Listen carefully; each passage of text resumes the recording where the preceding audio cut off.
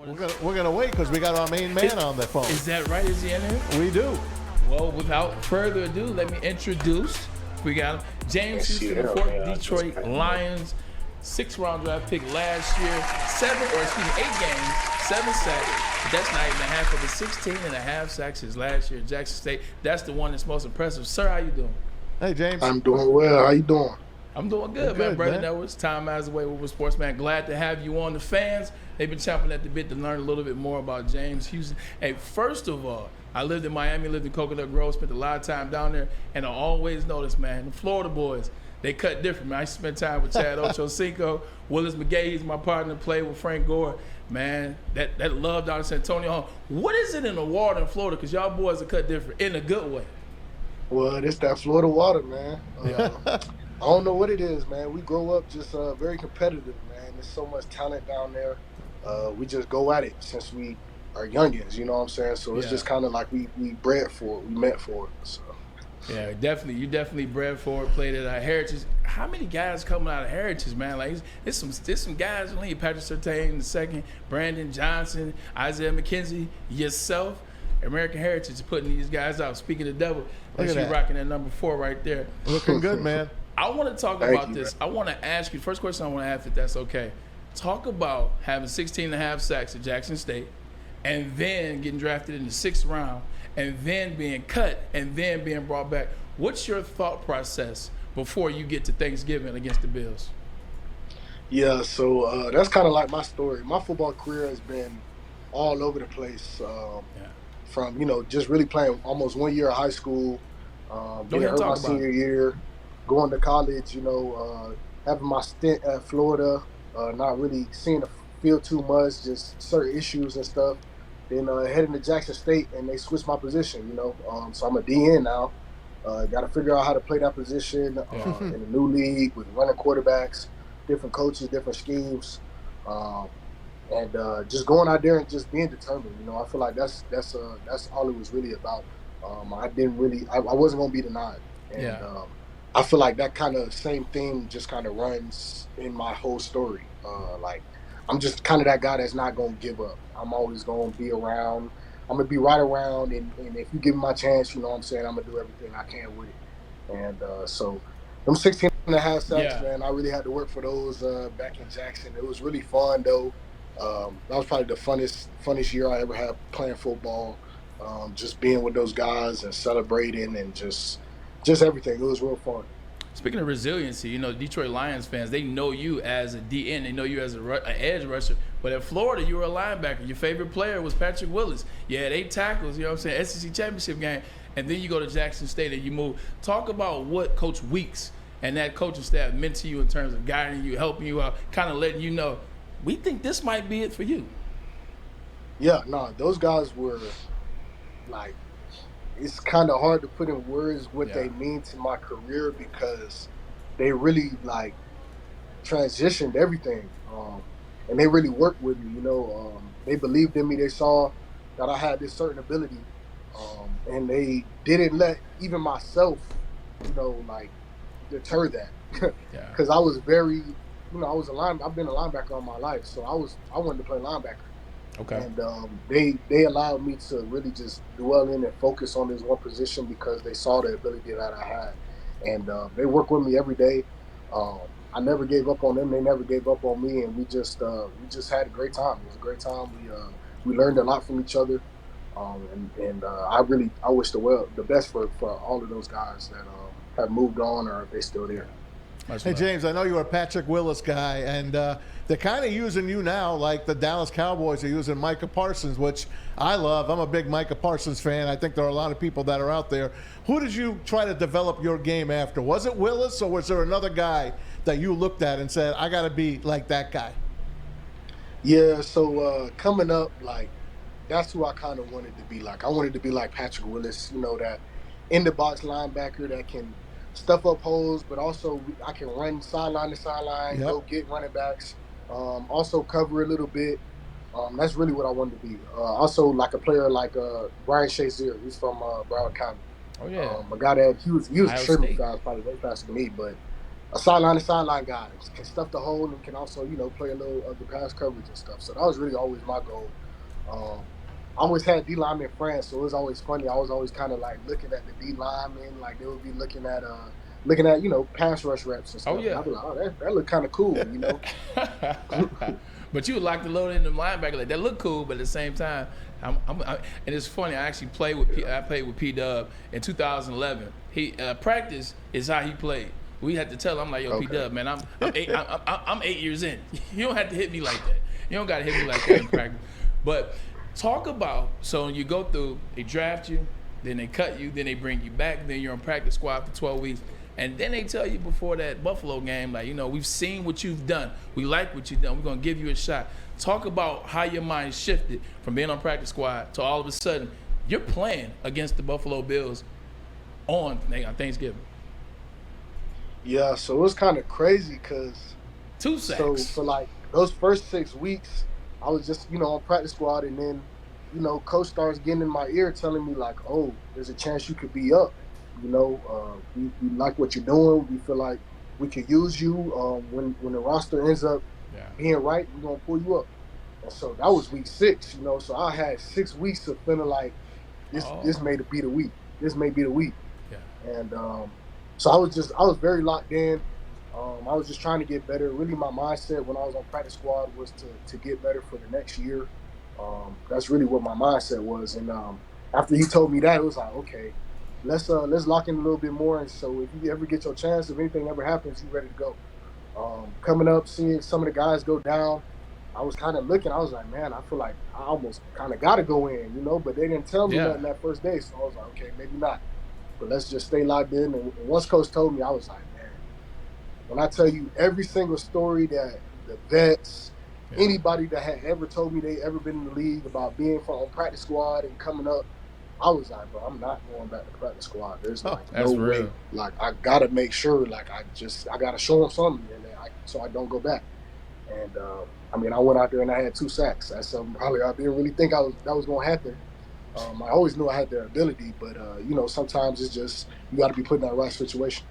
2 sacks in 5 plays. 2 sacks in 5 plays you got in there, you made 2 sacks. And that's kind of really where the run started for the Detroit Lions. Obviously, you lose that game by the skin of your teeth, but that's when the run started. 8 of the last 10, you were very integral in that period. Just talk about how the team got going, you getting to the quarterback, Aiden getting to the quarterback, Kirby Joseph getting interceptions, that young class last year, that rookie class. You guys start balling. Talk about that the last 10 games.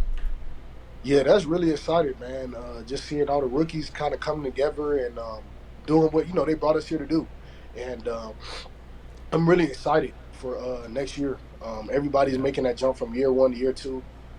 We've all seen the game. It's all going to probably slow down for us a little bit and allow us to make even more plays. And some of the other young guys that we've added can be a great part in that. And then some of the free agents and stuff that we got are going to be a big part of the defense. And so I'm really excited. Everybody should be elevating their game.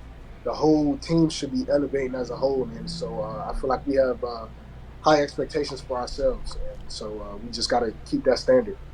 Hey, Lions second-year linebacker, number 41. That's right. That's his name. It's James Houston IV joining us. You can catch him on Twitter, by the way, at JT Houston_4. Now, James, I never seen a guy get lower than you on the line of scrimmage. Oh my God. I don't know how the heck you do it, but is it all from the legs? What are you working on to get that low? I don't even know, man. That's just always something that I naturally kind of just used. I was never like the tallest guy on the field, but I always was long. I have long arms, so I like to keep people kind of at distance, and so that dip kind of helps when you keep them at distance. And then you just I'm in that 6'5", 320.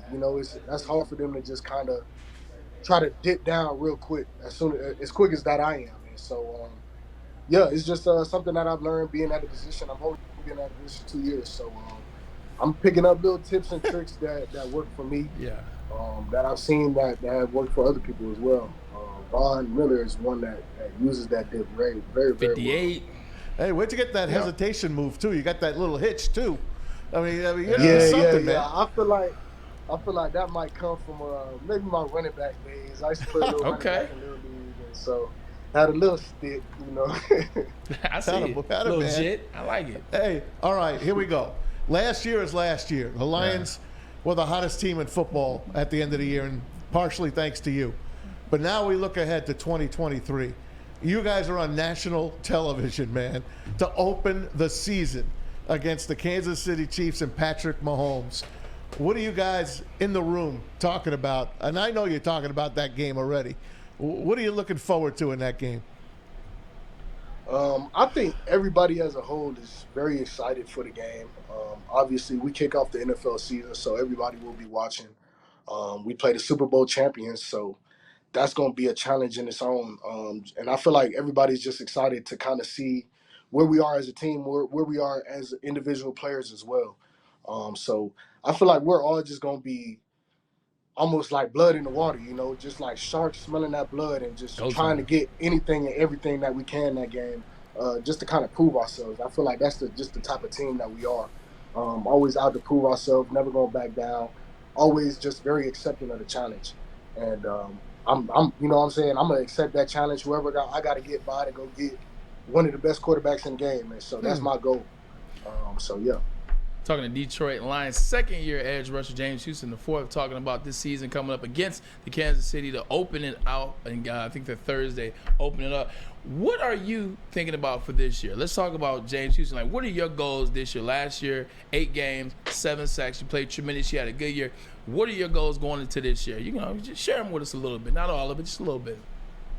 Yeah, for sure. So being as, my role is majority pass rush, getting sacks and stuff of that nature, I just want to expand on that.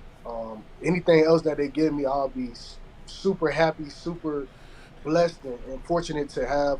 But, what I did was extraordinary. I set NFL records. And so I honestly just want to continue to build on that. I want to double up my sack total. If I can get that this year, that would be my dream. Heck yeah. So that's 20 sacks. Anything on top of that would be like, man, you really put in that work to really get where you wanted. And so I'm really excited. I'm keeping my options open, but sacks are probably going to be one of the main things that I'm looking for.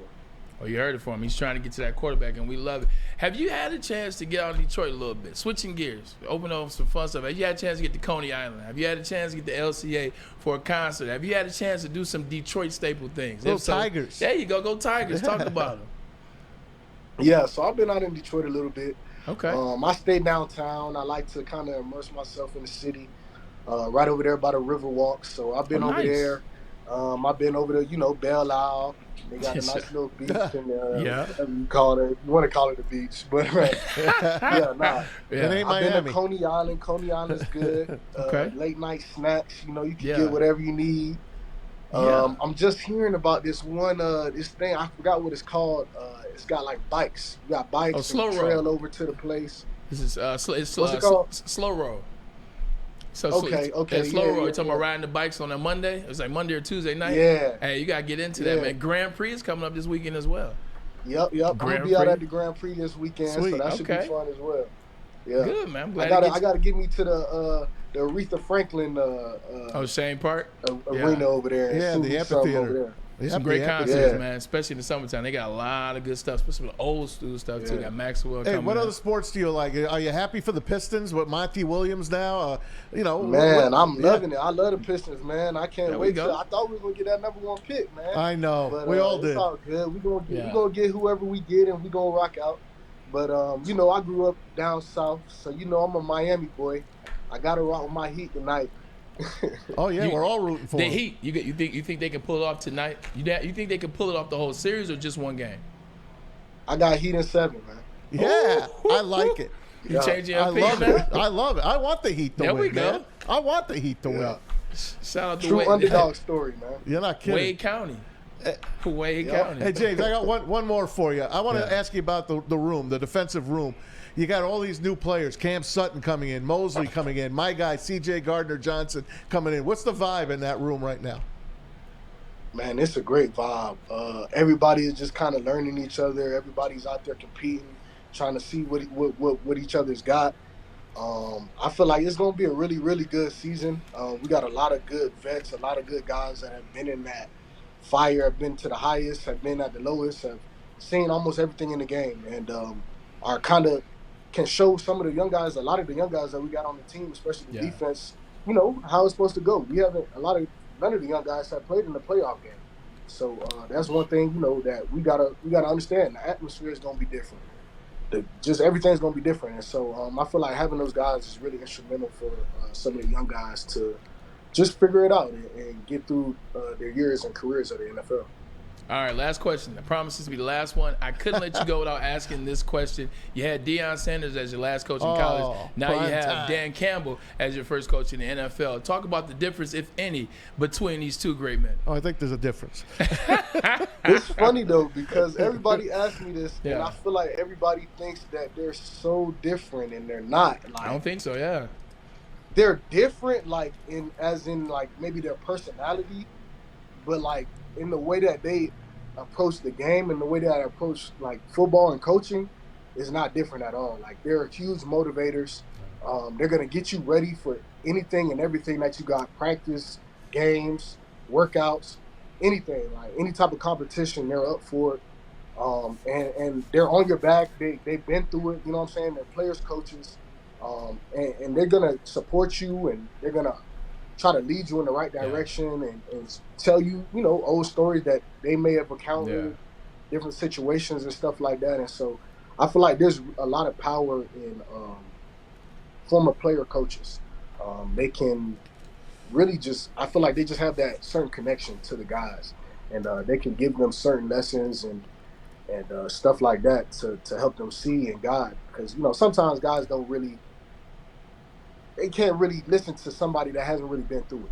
Yeah. And, you know what they say, a wise man will learn from someone else's mistakes. But, a lot of people learn from their own mistakes. And I feel like seeing somebody that looks like you, that has been what you've been through. Yeah, you go. And that's gone through that, you know what I'm saying? They can lead you out of that. Well, look, man, we appreciate you. We appreciate what you guys are doing, watching you guys and the energy that you have, the passion. The city of Detroit is behind you. Woodward Sports Network is behind you. And we look forward to the great things that you and these Detroit Lions are going to do in the future, buddy. We can't wait. We can't wait, man. Appreciate y'all. It's great. It's Yes, great. sir. We all villains Can't out wait. here, man. Thanks, James. So we appreciate you, brother. We appreciate you. Yes, sir. All right.